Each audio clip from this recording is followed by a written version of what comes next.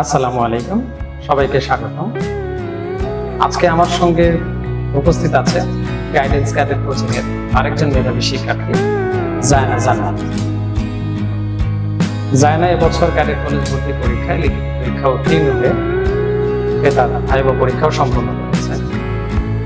আজকে মূলত জায়নার ভাইবা পরীক্ষার অভিজ্ঞতা এবং তার ভাইবা পরীক্ষাতে কি ধরনের প্রশ্ন জিজ্ঞেস করেছে এই বিষয়ে একটু কথা বলবো জায়নার সাথে। জায়না, কেমন আছো? আলহামদুলিল্লাহ স্যার, ভালো আছি। তো জায়নার ভাইবা পরীক্ষা তো শেষ? জি স্যার। এখন তো একদম ফ্রি? জি স্যার। আচ্ছা, তোমার ভাইবা কয় তারিখে ছিল? 9 তারিখ। 9 তারিখ। কয়টা ছিল? 4টা থেকে 6টা। 4টা থেকে 6টা। আমি মূলত তোমার ভাইবা পরীক্ষা বিষয়ে একটু জানতে চাইবো, কারণ সবাই আমার কাছে জানতে চায় আসলে ভাইবা পরীক্ষায় কি ধরনের প্রশ্ন জিজ্ঞেস করা হয়। তুমি যদি তোমার সার্বিক ভাইবা নিয়ে একটু কথা বলো, তুমি কয়টায় বের হয়েছিলে বা কয়টা ভাইবার জন্য যাত্রা শুরু করেছিলে? স্যার 2:30টার দিকে। 2:30টার দিকে। আচ্ছা, তোমার সঙ্গে কে ছিল? স্যার আমার বাবা, মা আর আমার ছোট বোন ছিল। বাবা, মা, ছোট বোন। ছোট বোনের নাম কি? স্যার ইয়ানা জান্নাত। ইয়ানা জান্নাত। বাহ, চমৎকার নাম। তোমার নাম জায়না, তোমার ছোট বোনের নাম ইয়ানা। নাম দুটো কে রেখেছে? আমার নাম আমার বাবা রেখেছেন, কিন্তু আমার ছোট বোনের নাম আমার মা রেখেছেন। বাহ, অসাধারণ। আচ্ছা জায়না, তুমি বর্তমান কোন স্কুলে পড়ছো? Sir Viqarunnisa school and college. Viqarunnisa school and college. খুব ভালো। তোমার স্বপ্ন তো ক্যাডেট হওয়া? জি স্যার। আচ্ছা, তুমি কোন ক্যাডেটে পড়তে চাও? Sir Joypurhat girls cadet college. Joypurhat girls cadet. তো আমি সরাসরি তোমার ভাইভাতে চলে যাব, তুমি রওনা হলে বাবা, মা এবং তোমার ছোট বোনকে নিয়ে। তারপর তুমি ওখানে পৌঁছালে কখন? স্যার 3টার দিকে। তারপর তুমি ওখানে পৌঁছানোর পর যে বিষয়গুলো হলো একটু আমাকে বলো। ওখানে পৌঁছানোর পর প্রথমে আমাদের একটা কুপন দেওয়া হলো। ওই কুপন নিয়ে আমরা মাঠে প্যান্ডেল ছিল, ওখানে ওয়েট করছিলাম। তো আমাদের অনেকক্ষণ পরে ডাকা হয়, মোটামুটি 5টা 5:30টার দিকে। তখন প্রতিবার যখন লাইনে স্টুডেন্ট দাঁড়াতো 12 জনের মতো থাকতো। 12 জন স্টুডেন্টকে নিয়ে যাওয়া হতো ভিতরে। মৃত্যুঞ্জয় 25 একটা ভবনের উপর লেখা ছিল, ওখানে নিয়ে যাওয়া হতো। তো ওখানে নিয়ে যাওয়ার পর আমাদের একটা টেবিলে বসতে দেওয়া হলো সবাইকেই, মা বাবা সহ। আর ওখানে একটা ফর্ম ছিল, ওটা ফিল আপ করতে বলা হলো প্যারেন্টস এর সাহায্য নিয়ে, কিন্তু সেটা ফিল আপ করবে হচ্ছে ক্যান্ডিডেট। আচ্ছা। তো ওখানে যে তথ্যগুলো ছিল ওগুলো কিছুটা হচ্ছে আমি নিজে লিখেছি, আবার কিছু আমার প্যারেন্টস আমাকে হেল্প করেছে। যেমন ওখানে প্যারেন্টস এর শিক্ষাগত যোগ্যতা নিয়ে কিছু তথ্য দিতে হয়েছিল। আর ওই ফর্মের শেষের দিকে ছিল যে কেন ক্যাডেট কলেজে পড়তে চাও, সেটা 3টি বাক্যে লিখতে বলেছিল। কেন ক্যাডেট হতে চাও, কেন ক্যাডেট কলেজে পড়তে চাও, এই বিষয়ে 3টি যথাযথ কারণ বা ব্যাখ্যা সহ 3টা বাক্য লিখতে হবে। জি স্যার। তুমি কি লিখেছিলে, মনে আছে? জি স্যার। কি লিখেছিলে? স্যার আমি প্রথমেই লিখেছিলাম যে ক্যাডেট কলেজের নিয়ম শৃঙ্খলা, আর দ্বিতীয় পয়েন্টটা লিখেছিলাম ওখানে গেলে আমি অনেক দায়িত্বশীল হতে পারবো। Very good. আর তৃতীয় পয়েন্টে লিখেছিলাম এতে সামরিক বাহিনীতে যোগদান আরো সহজতর হবে। ভেরি গুড, খুব ভালো। তারপর কি হলো? স্যার তারপর ওই ফর্মটা ফিল আপ করে আমরা যে স্টাফ ছিল তাদেরকে দিয়ে দিতে হলো। ওনারা ওইটা নিয়ে গেলেন, ওখানে আবার সিগনেচার করে আমাদের ওটা দিয়ে দিবে। তো তারপর সিগনেচার করার পর আমাদের দেওয়া হলো, আমরা 6:30টার দিকে ভাইবা বোর্ডে নিয়ে যাওয়া হলো। তো ওখানে যাওয়ার পর আমার ভাইবা বোর্ড নাম্বারটা দেওয়া হলো, ওই ফর্মের সাথে দেওয়া ছিল যে কত নাম্বার বোর্ডে। তো আমার 3 নাম্বার বোর্ডে ভাইবা ছিল। 3 নাম্বার বোর্ডে ছিল। ওকে। তারপর আমরা বাইরে ওয়েট করতে থাকলাম। 3 নাম্বার ভাইবা বোর্ডের আমি লাস্ট ক্যান্ডিডেট ছিলাম ওই দিনে। আচ্ছা, এখানে তোমাকে একটু থামাচ্ছি। আসলে টোটাল বোর্ড কয়টা ছিল এটা কি তোমার জানা আছে? আচ্ছা, ফাইন। তারপর আমি ভাইবা বোর্ডে ঢুকলাম, মেয়ে কামিসের বললাম, তারা আসার পারমিশন দিলেন। আমি সালাম দিলাম, তারপর আমাকে বসতে বললেন। বসার পর আমাকে প্রথমে কোশ্চেন করেন যে আমার নামের অর্থ কি। তখন আমি আমার নামের অর্থ বললাম। আমরাও তো তোমাকে যখন ভাইভাতে দেখেছি তখন তোমার নামের অর্থ জিজ্ঞেস করেছি। জি স্যার। আচ্ছা, ভাইভা বোর্ডে কয়জন ছিল? 3 জন ছিলেন। 3 জন।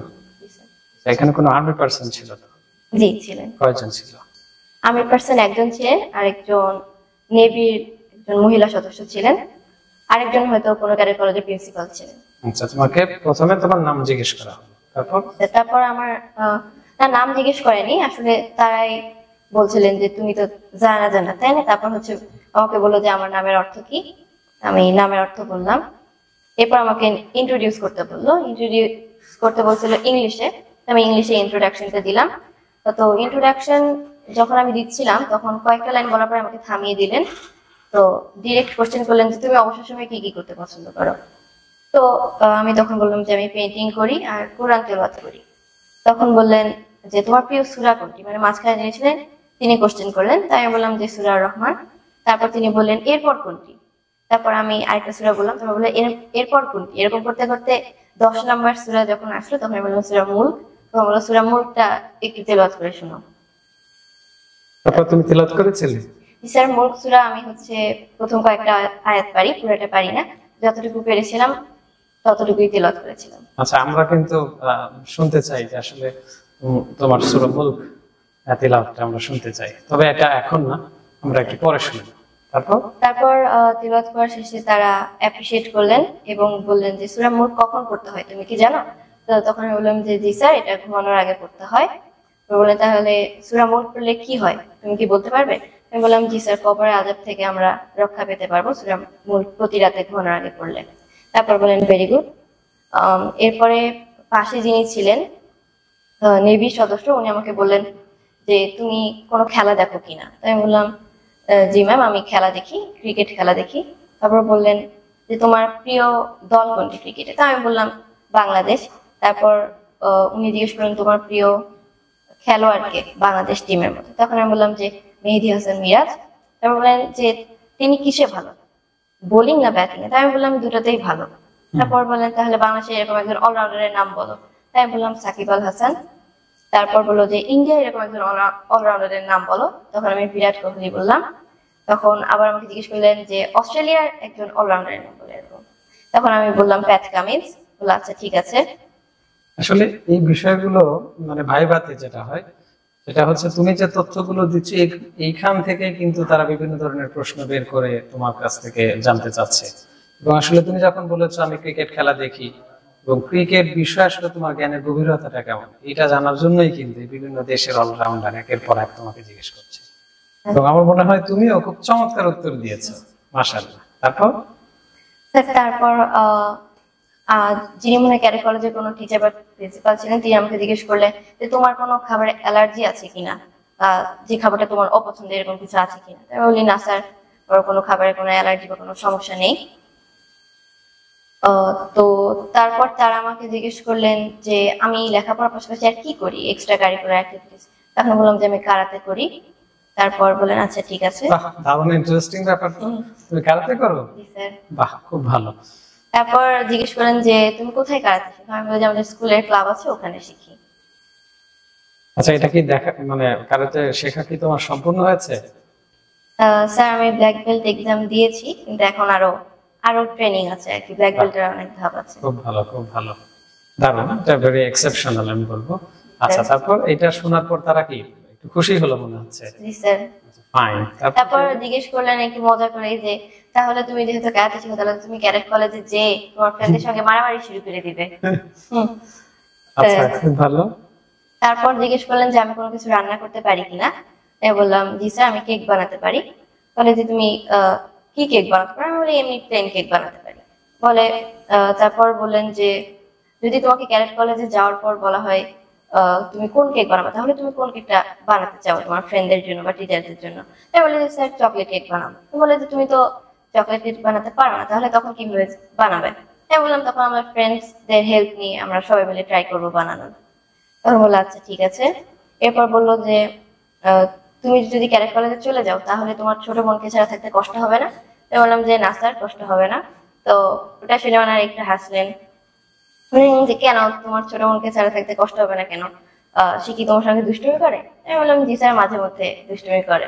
এই জন্য তারাও হাসছে? জি স্যার। শুনে যে ছোট বোন দুষ্টামি করে, যে কারণে তার কষ্ট হবে না, যায় না, রাইট? ফাইন। তারপর কি হলো? তারপর বললেন যে আমি কোনো কবিতা আবৃত্তি করতে পারি কিনা? তখন আমি বললাম জি স্যার পারি। বলে যে তুমি কি কবিতা পারো? আমি বললাম যে সুকুমার রায়ের ভয় পেও না কবিতাটা পারি। তো ওনারা তখন কবিতা শুনতে চাননি, জিজ্ঞেস করলেন যে সুকুমার রায় তো বেশি দিন বাঁচেননি তাই না? আমি বললাম না স্যার, বেশি দিন বাঁচেনি, মাত্র 35 বছর বেঁচে ছিলেন। তারপর আমাকে বললেন যে ভয় পেও না কবিতাটা তোমার কাছে আসলে কি মনে হয়, এটা কি একটা ট্র্যাপ? যে দৈত্যটা আর কি বলছে সে কি এটা কোনো ট্র্যাপ কিনা? তা আমি বললাম জি স্যার, আমার মনে হয় এটা একটা ট্র্যাপ। বললেন আচ্ছা ঠিক আছে, তো তোমার কি মনে হয় যে আমাদের যে আশেপাশে মানুষরা কি আমাদের কখনো এরকম ট্র্যাপে ফেলার চেষ্টা করে কিনা? তো আমি বললাম জি স্যার, অবশ্যই আমাদের অনেক সময় অনেক ট্র্যাপে ফেলানোর চেষ্টা করা হয়। খুব ভালো। তারপর স্যার আমি মোটামুটি 30 মিনিটের মতো আমার ভাইবা হয়েছিল। একাডেমিতে আমাকে খুব একটা কোনো কোশ্চেন করে নাই, আর ম্যাপ থেকে আমাকে কোশ্চেন করেছিলেন, বলেছিলেন যে হচ্ছে বাংলাদেশের ম্যাপে যে ত্রিপুরা দেখাতে। ত্রিপুরা জি স্যার। পেরেছিলে? জি স্যার। তারপর ত্রিপুরা দেখানোর পর আমাকে বললো যে এটা কোথাকার অংশ, এটা কি বাংলাদেশের ভিতরে নাকি ভারত? আমি বললাম যে স্যার এটা ভারতে। তারপর আমাকে জিজ্ঞেস করলেন যে হচ্ছে এই ঘরের উচ্চতা কত হবে, তুমি কি বলতে পারবে? যে ঘরটাতে তোমাদের ভাইবা হলো? জি স্যার, ভাইবা বোর্ডে। তখন তিনি আমাকে একটু ক্লু দিয়ে দিলেন যে মনে করো তুমি একটা স্কেল, তো এখন তুমি বলো যে কত হতে পারে। তা আমি চিন্তা করে বললাম স্যার 10 ফিট। বলে আচ্ছা ঠিক আছে। একাডেমিক এই দুইটা কোশ্চেনে ছিল, ম্যাথ থেকে আর ঘরের উচ্চতায়, এই দুইটাই কোশ্চেনে ছিল, আর ওইরকম কোনো কোশ্চেন ছিল না। বাকি প্রশ্ন তোমার মানে আনুষঙ্গিক বিভিন্ন বিষয় নিয়ে কথা হচ্ছিল। ক্যাডেট কলেজ, তোমার বাবা মাকে এর পরবর্তীতে তোমার বাবা মাকে ডাকা হয়েছিল? জি স্যার। আচ্ছা, তোমার বাবা মা আসলো, তোমার পাশে বসলো? জি স্যার। এর পরবর্তীতে তোমার বাবা মাকে কি প্রশ্ন জিজ্ঞেস করলো? আমার বাবা মাকে যেমন বিভিন্ন স্যালারি সংক্রান্ত কোশ্চেন এগুলো কিছুই করেননি। মানে তারা এমন অনেক ফ্রেন্ডলি ছিলেন, মনে হচ্ছিল আমার তাদের সাথে অনেক আগে থেকেই খুবই পরিচিত। তা আসার পরে আমার মা বাবাকে জিজ্ঞেস করে যে যদি আমার ক্যাডেট কলেজে না হয় তাহলে তারা কষ্ট পাবেন কিনা। তখন আমার মা বাবা বলে না, কষ্ট পাবো না। তো তারপর হচ্ছে জিজ্ঞেস করেন যে মুখে কি জিজ্ঞেস করেছিল যে মেয়েকে ছেড়ে থাকতে পারবে কিনা? না, আমার আম্মু খুব একটা কোশ্চেন করে না, আমার বাবাকে বেশি কোশ্চেন করেছিলেন। বাবাকে বেশি প্রশ্ন করেছিল। বাবাকে কি বলেছিল যে মেয়েকে ছেড়ে থাকতে পারবেন কিনা? নিশ্চয় এরকম জিজ্ঞেস করেছিলেন। তারপর আমরা যেহেতু বসুন্ধরায় থাকি তাই তারা এরকম করে বলেছিলেন যে আমরা তো দেখতে পাচ্ছি বসুন্ধরায় একটা কান্নার লেক তৈরি হয়েছে এরকম। তারপর জিজ্ঞেস করলেন যে থাকতে পারবে কিনা আমার মা বাবা। তখন আমার বাবা বললেন যে জি স্যার, থাকতে পারবো। আচ্ছা, ক্যাডেট কলেজের বিষয়ে এখানে খাবার দাবার বা এখানে পিটি প্যারড বা বিভিন্ন ধরনের আনুষঙ্গিক বিষয়ে কি তোমাদের কোনো ধারণা দেওয়া হয়েছিল? জি স্যার। তো আমার বাবা মার সঙ্গে কথা বলে একেবারে লাস্ট পর্যায়ে নেভির যে মহিলা সদস্য ছিলেন ওনাকে বললেন যে হচ্ছে আপনি একটু এক্সপ্লেন করে দেন ক্যাডেটের ডেইলি রুটিনটা, ওনাদেরকে একটু বলে দেন আর কি। তখন আমার মা বাবাকে শোনালে, আমাকেও শোনালেন যে হচ্ছে সারাদিন একজন ক্যাডেট কি করবে। তো তারপর জিজ্ঞেস করলো যে আমি এসব কাজ করতে পারবো কিনা। দেখা যাবে যে আমি আমার নিজের পানি যদি নাও ভরাই তাও আমার হয়তো কয়েকজন সিনিয়রকে তাদের পানি দিয়ে আসতে হবে, তারপর মশারিটা টাঙিয়ে দিতে হবে। তো আমার বাবা মা তখন বললেন জি স্যার, সব করতে পারবেন। আচ্ছা, যখন উনি বিষয়টা পড়ে শোনাচ্ছিল তোমার কাছে এগুলো শুনে কি মনে হচ্ছিল যে এটাকে অ্যাডজাস্ট করা যাবে কিনা? জি স্যার। কষ্ট হবে না? না স্যার। তো এরকম ভাবেই তোমার আসলে ভাইবাটা শেষ হয়ে গেল। পরবর্তীতে মেডিকেলে কি কোনো প্রবলেম হয়েছিল কিনা বা তোমাকে কোনো কিছু জিজ্ঞেস করা হয়েছিল কিনা? স্যার মেডিকেলে আমার কোনো প্রবলেম ধরা পড়েনি, কিন্তু যিনি ছিলেন তিনি আমাকে একটা পরিস্থিতি দিয়েছিলেন যে এরকম কিছু একটা হলো, তারপর 3টা অপশন বলেছিলেন যে তুমি কোনটা চুজ করবে এরকম। তারপর মনে নেই আসলে কি ছিল। আচ্ছা, কি ছিল? আচ্ছা, যাই হোক তোমার মেডিকেলও শেষ হলো। তো তারপর যখন তুমি বেরিয়ে আসলে বা ভাইবা বোর্ড যখন তুমি ভাইবাটা শেষ করে চলে আসছিলে তখন আসলে ওই সময় তোমার অনুভূতিটা কেমন ছিল যে আমার ভাইবাটা কেমন হলো বা এই বিষয় নিয়ে? তখন আমি অনেক সন্তুষ্ট ছিলাম আমার ভাইবা মেডিকেল দুটো নিয়ে। দ্যাট মিন্স তারা তোমার সঙ্গে এমন বিহেভ করেছে যে তোমার কাছে ভেরি পজিটিভ মনে হয়েছে। এবং আসলে আমার পড়ানোর অভিজ্ঞতা থেকে আমি বলতে পারি যে ইনশাআল্লাহ জায়না অবশ্যই ভালো করবে এবং জায়না তার চূড়ান্ত যে স্বপ্ন আছে সেই স্বপ্নটা অবশ্যই পূরণ করতে পারবে ইনশাআল্লাহ। তোমার জন্য অনেক অনেক শুভকামনা। তো আমি যে কথাটি শুরুতে বলেছিলাম যে তোমার কাছ থেকে সূরা মুলকের আমরা একটু শুনতে চাই, তুমি যদি আমাদের একটু। আউযু বিল্লাহি মিনাশ শাইতানির রাজীম, বিসমিল্লাহির রহমানির রহিম। তাবারাকাল্লাযী বিয়াদিহিল মুলকু ওয়া হুয়া আলা কুল্লি শাইইন কাদির। الذي خلق الموت والحياة ليبلوكم أيكم أحسن عملا وهو العزيز الغفور الذي خلق 7 سماوات طباقا ما ترى في خلق الرحمن من تفاوت فارجع البصر هل ترى من فتور ثم ارجع البصر كرتين ينقلب إليك البصر خاسئا وهو حسير ولقد زينا السماء الدنيا بمصابيح وجعلناها رجوما للشياطين وأعتدنا لهم عذاب السعير মাশাআল্লাহ মাশাআল্লাহ, অনেক সুন্দর হয়েছে। Thank you, sir. খুবই চমৎকার। জায়না, তোমার কাছে আমি শেষ যে কথাটি শুনতে চাই, তোমার এম ইন লাইফটা কি? স্যার, আমি একজন আর্মি অফিসার হতে চাই। আর্মি অফিসার হতে চাও এবং তোমার স্বপ্ন জয়পুরহাট ক্যাডেট কলেজে পড়া। জি স্যার। তোমার জন্য অনেক অনেক শুভকামনা এবং অনেক দোয়া তোমার জন্য। Thank you sir. প্রিয় দর্শক, আমরা এখন আমাদের জায়নার ভাইবার এক্সপিরিয়েন্সটা কেমন ছিল এই নিয়ে কথা বললাম। আমাদের জায়নার বাংলাদেশ আর্মিতে জয়েন করে নিয়েছে এবং সে জয়পুরহাট গার্লস ক্যাডেটে পড়তে চায়। আমাদের জায়নার জন্য দোয়া করবেন, সে যেন তার স্বপ্ন পূরণ করে। আবারও দেখা হবে